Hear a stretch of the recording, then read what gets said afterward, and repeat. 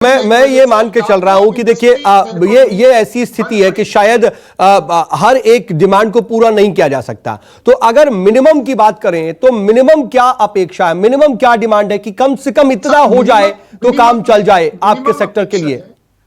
जी, minimum अपेक्षा है कि भारत सरकार, मैं टेलीकॉम इंडस्ट्री के बारे में बोलना चाहूंगा। बिल्कुल, तो टेलीकॉम इंडस्ट्री को पैसा जो है वो मिले, पूरा नहीं मिले। हम समझते हैं भारत सरकार के पास पूरा पैसा नहीं होगा, मगर कम से कम एमएसएमईज को तो करीबन आधा पैसा तो दे दें, कम से कम चालू तो हो जाए कंपनियां। अगर चालू हो जाएंगी तो भारत सरकार को जीएसटी मिलेगा। हमको सबके बेनिफिट की बात कर रहे हैं, सबका विकास होगा उससे। तो हमारा मन यही है कि इंडस्ट्री को जो गवर्नमेंट की तरफ से पेमेंट्स आनी है वो पूरी नहीं दे सकते तो पार्ट में देना शुरू करें। हर हफ्ते, हर 15 दिन, हर महीने सरकार कुछ ना कुछ दे।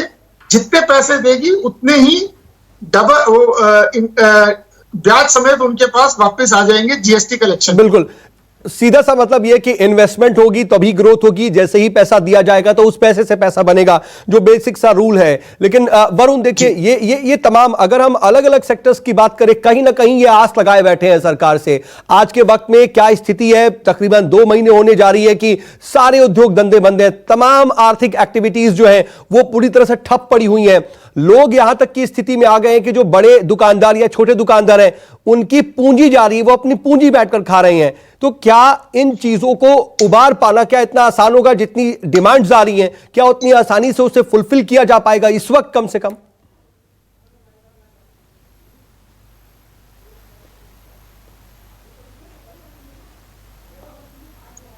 प्रायोरिटी सरकार की, स्टेट गवर्नमेंट्स की ये रहेगी कि जिंदगी बिल्कुल रुक सी गई है, उस जिंदगी को कैसे सुचारू रूप से थोड़ी बहुत ही पटरी पर लाने की व्यवस्था की जाए।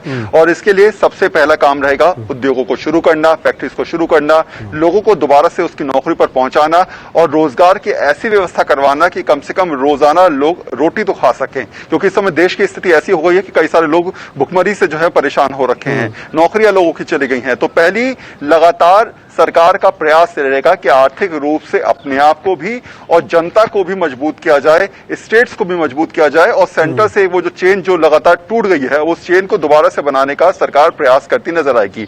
लेकिन एक और समस्या है जो लगातार अमित भी बोल रहे थे कि एक के बाद एक रोजाना दिल्ली, महाराष्ट्र, ऐसे में रिकॉर्ड तोड़ कोरोना पॉजिटिव मामले सामने निकल के आ रहे हैं। इसको कैसे रोका जाएगा? जी हाँ, हमने बीते 3 दिनों का ये आंकड़ा अगर हम उठा के देखते हैं तो 10,000 के मामले सामने आ जाते हैं। डबलिंग बहुत तेजी से हो रही है। लेकिन इन सब में राहत की बात यह कि रिकवरी रेट भी हमारा बढ़ा है, अब तकरीबन 32% बढ़ रहा है। लेकिन वरुण, आप दिल्ली की स्थिति बता रहे हैं, मैं इसमें आपको एक और प्रैक्टिकल चीज के बारे में पूछना चाहूंगा कि बहुत से ऐसे लोग हैं जो दिल्ली में रहते हैं लेकिन वो एनसीआर में जॉब करते हैं। दिल्ली में रहकर उन्हें गुड़गांव जाना होता है या नोएडा में जॉब करनी होती है। ये जो प्रैक्टिकल प्रॉब्लम्स आ रही हैं, क्योंकि तमाम जो सीमाएं हैं वो सील हैं। एक राज्य, कोई नहीं चाहता कि हमारे राज्य में किसी दूसरे राज्य का मरीज आ जाए और हमारे राज्य का आंकड़ा बढ़ जाए। ऐसे में इन चीजों को कैसे प्रैक्टिकल में उतारा जाए? क्या यह राज्य सरकार आपस में कोऑर्डिनेशन करे या फिर केंद्रीय स्तर पर प्रधानमंत्री भी इसका संज्ञान कुछ ले सकते हैं या फिर इस पर बात हुई होगी, उसका जिक्र हो सकता है?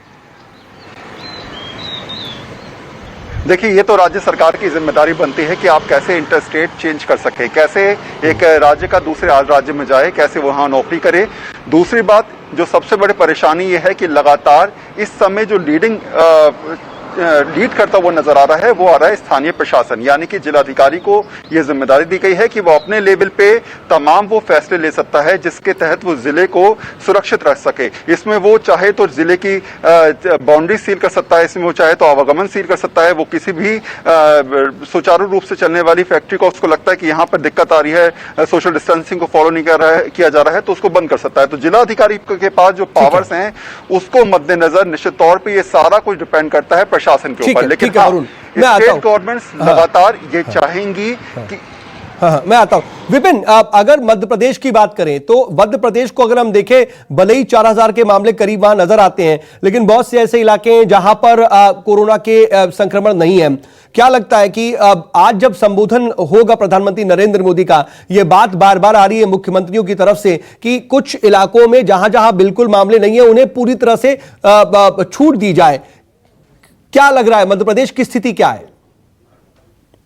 देखिए, बिल्कुल जिस तरह की बात है कि मध्य प्रदेश में अगर बात की जाए तो 11 ऐसे जिले हैं जहां जो ग्रीन बेल्ट में आते हैं, ग्रीन जोन जिनको बनाया गया है, तो उनको लेकर उम्मीद यही जताई जा रही है, क्योंकि शिवराज सिंह चौहान आपसे कुछ दिन पहले भी इस बात का जिक्र कर चुके हैं कि जो ग्रीन जोन है उनमें जो आर्थिक गतिविधियां हैं, चाहे वो बसों का आगमन हो, लेकिन उसमें एक कंडीशन ये भी रखी गई है कि जो रेड जोन वाले इलाके हैं वो बसें वहां से दूसरे ऑरेंज जोन में या ग्रीन जोन से नहीं जा सकती हैं। तो इतनी ये तमाम चीजों की उम्मीद तो की जा रही है कि जो पूरी तरह से जिन जिलों में कोई भी कोरोना संक्रमण नहीं है उन जिलों में कम से कम आर्थिक गतिविधियां के साथ साथ जो तमाम गतिविधियां हैं, लेकिन उसमें एक कंडीशन ये भी रखी गई है कि जो सोशल डिस्टेंसिंग का पालन पूरी तरह से किया जाए। लेकिन जो सबसे बड़ा सवाल है जो बार बार सामने आता है कि आखिरकार मध्य प्रदेश में जो आर्थिक तौर पर मजबूती कैसे आई, क्योंकि यहाँ पहले से ही यहाँ पर सरकार बदलने के बाद से जो तमाम चीजें जिस तरह गतिविधियां लाई उसके बाद से आर्थिक तौर पर ये सबसे बड़ा सवाल रहा है। लेकिन एक जो सबसे महत्वपूर्ण है वो है रेड जोन इलाके, रेड जोन या कंटेनमेंट एरिया, जहां पर जो पूरा जो कहा जा सकता है कि मध्य प्रदेश में जो आर्थिक तौर पर जो रेवेन्यू जहां से जनरेट होता है, सबसे बड़ी मुश्किल यह है कि वही इलाके रेड जोन में है या कंटेनमेंट एरिया में। तो ऐसी स्थिति में उन दोनों को मैनेज कर पाना बहुत कठिन होगा, क्योंकि प्रधानमंत्री अगर बोलते हैं या जिक्र करते हैं कि वो ग्रीन जोन में अगर इस तरह की गतिविधियां शुरू कर देंगे, तब भी बड़ी मुश्किल मध्य प्रदेश में यही होगी कि रेड जोन को जहां से रेवेन्यू जनरेट होता है, इंदौर, भोपाल, ग्वालियर, जबलपुर, जो बड़े बड़ी फैक्ट्रीज जहां पर हैं, जहां पर श्रमिकों की फैक्ट्रीज खोलनी है, वहां तो तभी यहाँ पर राहत की उम्मीद नहीं की जा रही है। तो जो निगाहें हैं शिक्षक जो है पूरी तरह से केंद्र की तरफ से कि केंद्र आर्थिक तौर पर मदद करे, क्योंकि रेड जोन का इलाका यहाँ मध्य प्रदेश में बेहद बड़ा है। जी, और विनोद, मुंबई में अगर हम देखें या महाराष्ट्र में देखें तो क्या स्थिति, क्योंकि वहां पर तो हम जान रहे हैं कि महाराष्ट्र में सबसे ज्यादा मामले हैं, मुंबई उसका सबसे बड़ा शिकार है। ऐसे में प्रधानमंत्री नरेंद्र मोदी का जो संबोधन होगा अगर रेड, ऑरेंज और ग्रीन के हिसाब से होगा भी, तो महाराष्ट्र में तो स्थिति यह है कि रेड जोन की जो हालात है वो नहीं सुधरेंगे।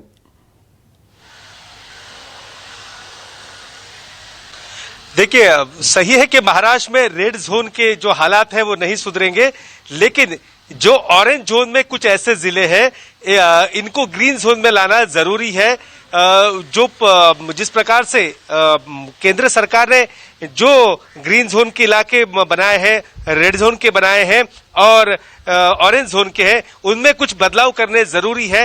महाराष्ट्र सरकार का यह कहना है कि कुछ ऑरेंज जोन के इलाके जहां पर पिछले कुछ दिनों से पेशेंट नहीं है उनको ग्रीन जोन में लाना जरूरी है।